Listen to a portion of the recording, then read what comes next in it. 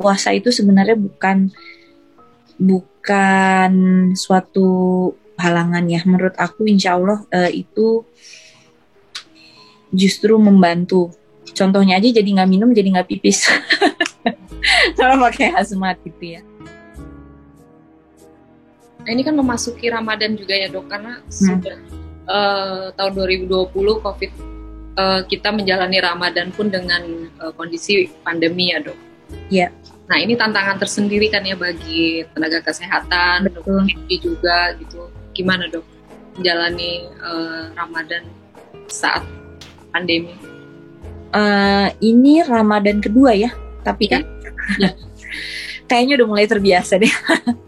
Yang paling berat mungkin yang kemarin tuh pertama kali ya, karena benar-benar baru.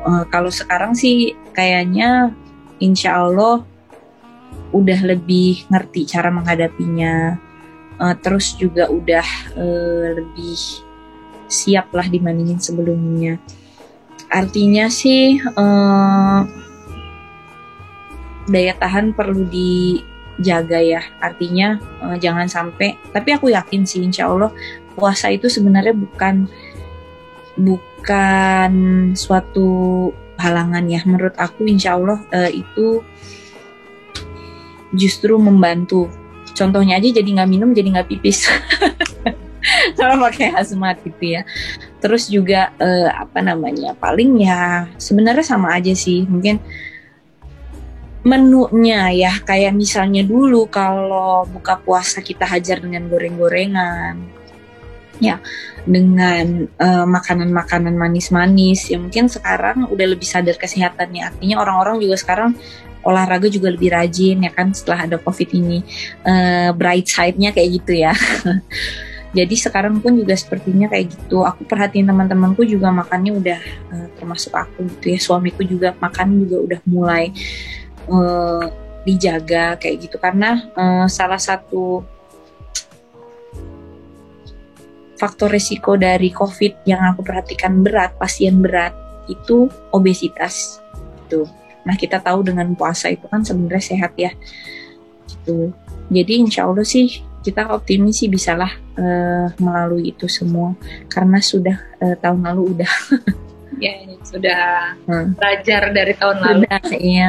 Melewati hari raya juga ya dengan Betul. kondisi ya harus dihadapin gitu ya. Iya benar. Ya dengan kalau keluarga sendiri gimana dok? Apa juga pola makan itu juga diterapkan gitu kan dengan keluarga besar gitu, karena sudah mengalami sendiri gitu ya, tadi suami juga sempat positif gitu. Apakah sudah menularkan juga ke keluarga yang lain gitu dok? Alhamdulillah sudah. Cuman memang anak-anak ya yang agak susah.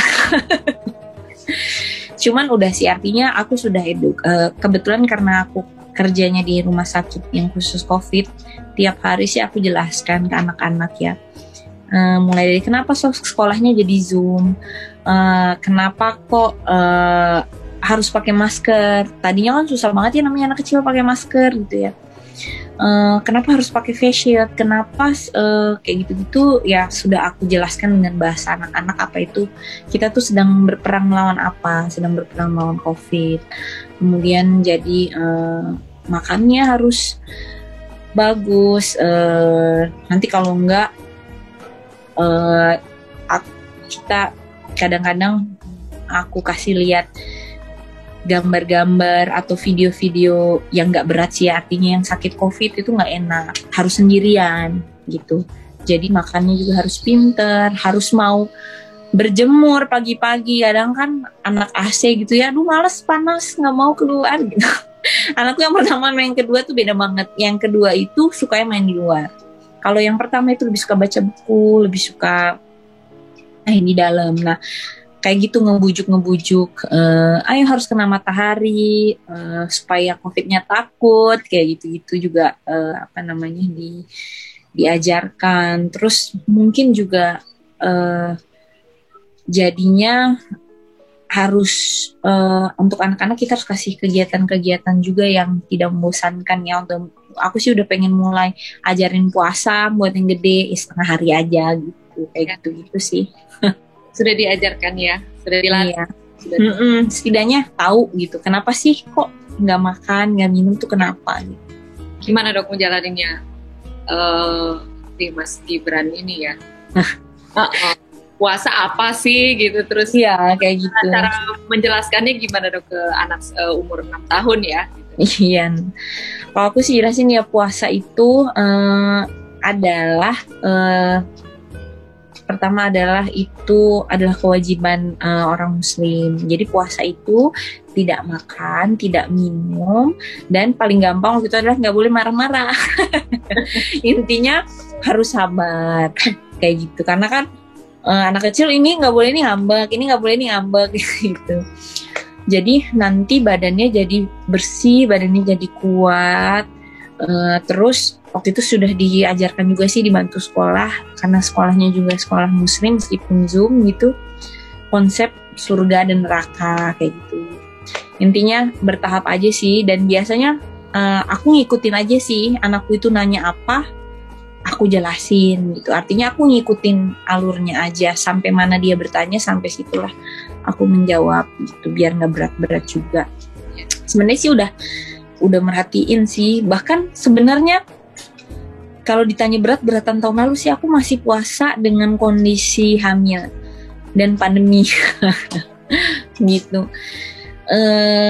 Alhamdulillah sih selama aku hamil selalu puasa sih, menyusui juga puasa.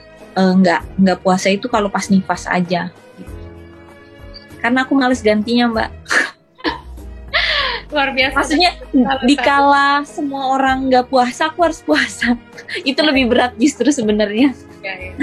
Gitu. Ya. Nah ini kalau hari raya gitu ya, identik anak-anak ini dengan baju baru dan angpau gitu ya. Iya. Nah kalau anak-anak dokter sendiri gimana? Karena sebelumnya kan sudah merasakan hari raya yang di kondisi biasa gitu ya, kondisi normal, terus 2 tahun ini harus di kondisi pandemi, ya paling di rumah aja kan gitu, nggak ada silaturahmi ke saudara-saudara atau kerabat gitu. Nah ini konsep baju baru dan angpau menurut Dokter Messi ke anak-anak gimana nih? Nah, aku kebetulan dari kecil di keluargaku nggak ada konsep baju baru. Jadi kalau THR gitu atau angpau ada sih memang. Tapi kalau baju baru tuh jujur enggak. Aku dari kecil memang di keluarga nggak ada itu. Jadi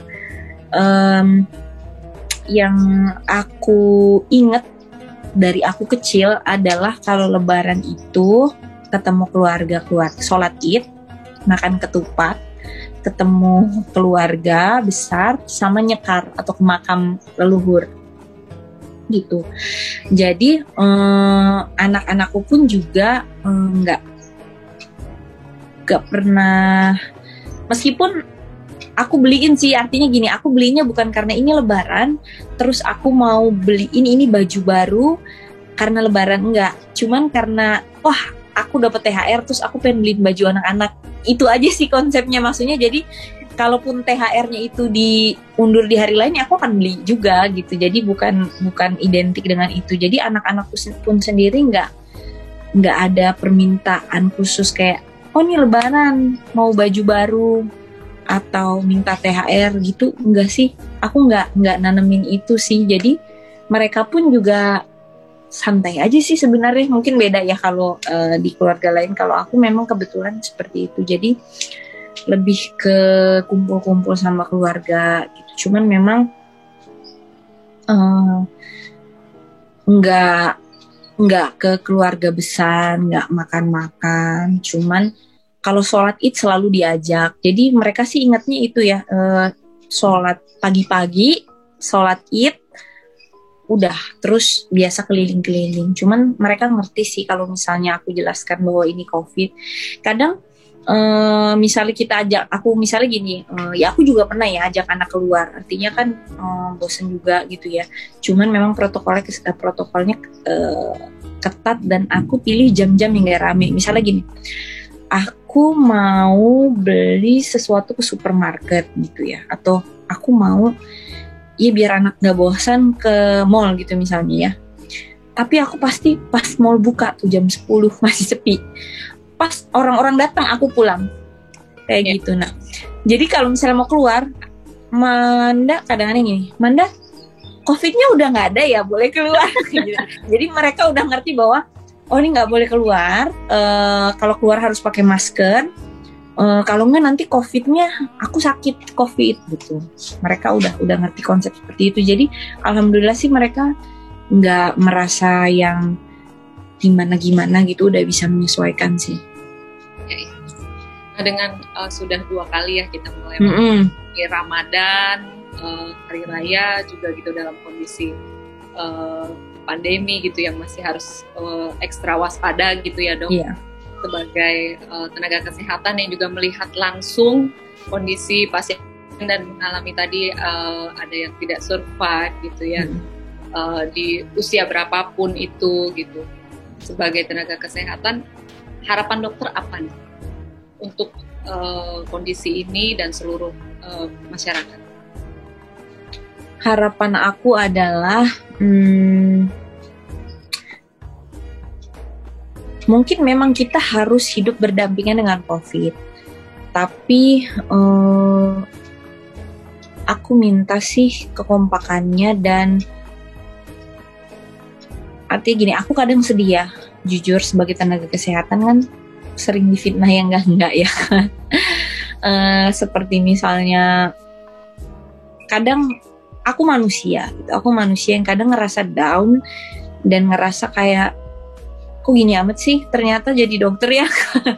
Nggak seperti yang dibayangkan, maksudnya kok ternyata aku dipikirkan seperti itu, meskipun nggak aku sih, maksudnya secara umum mereka berpikir misalnya oh ini tuh di covidin, emang dibuat covid padahal nggak covid, kayak gitu kan banyak ya, supaya tenaga kesehatan dapat insentif kayak gitu. Maksudnya sedih banget sih jujur kayak gitu. Maksudnya siapa sih yang mau sakit gitu loh, siapa dokter atau tenaga kesehatan yang berharap ada orang sakit. Satu, kita nggak sehina itu, kita juga manusia dan punya empati, kita pasti sedih. Aku tuh sering banget loh, nggak cuma pas COVID, itu baper banget sama pasien. Sebenarnya dokter tuh dilarang baper ya, cuma namanya manusia dan perempuan ya, mungkin lebih ngerasa, jadi kadang tuh ngerasa lebih ikut. Misalnya ada pasien yang aku follow up selalu, terus tiba-tiba sakit berat terus meninggal, itu sedih. Atau anak kecil, terutama anak kecil ya, aku tuh suka bapernya sama anak kecil karena ngerasa aku sebagai ibu gitu ya, misalnya meskipun udah usianya, cuman kok kayaknya aku merasa tidak bisa menolong, itu ada rasa seperti itu. Jadi tuh sedih gitu ketika ada orang yang berpikir kita mengcovidkan semua pasien untuk mengambil keuntungan. Yang kedua, pakai hazmat gitu, nggak enak loh pakai hazmat. Kalau boleh juga kita pengen lepas gitu.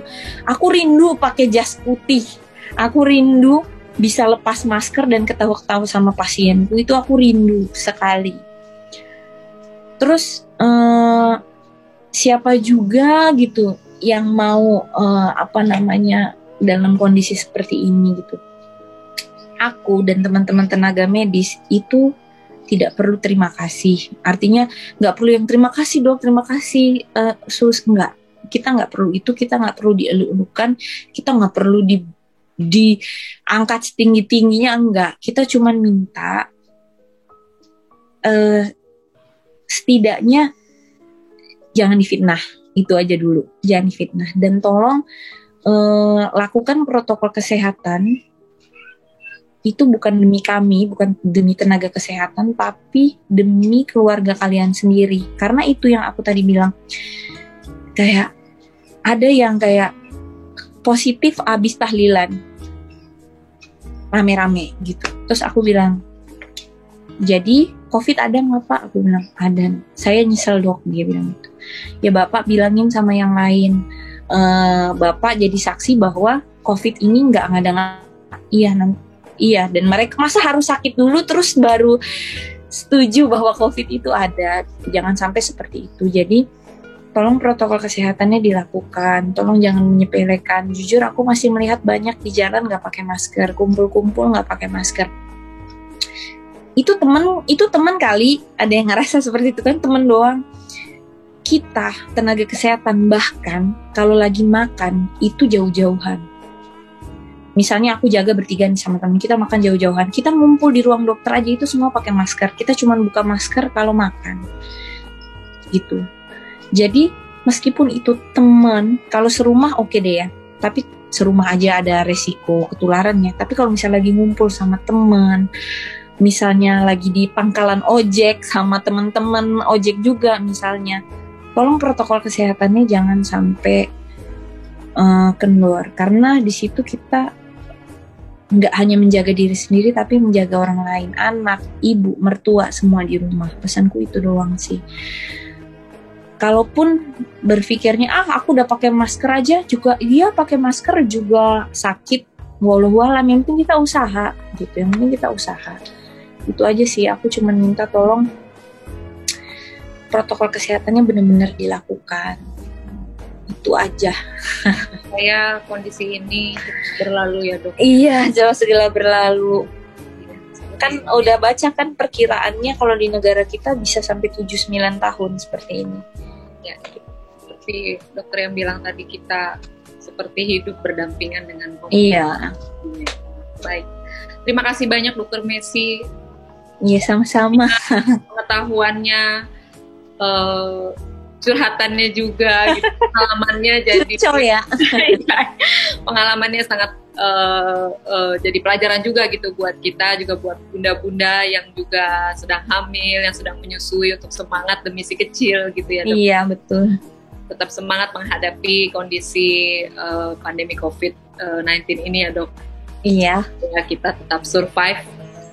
Sip, harus semangat. Pokoknya kita pasti menang. Amin. Baik, terima kasih dok. Sampai jumpa lagi. Mungkin di lain kesempatan kita bisa ngobrol-ngobrol lagi. Salam sehat selalu, Dokter Messi. Salam sehat juga. Kami pamit. Assalamualaikum. Terima kasih. Waalaikumsalam.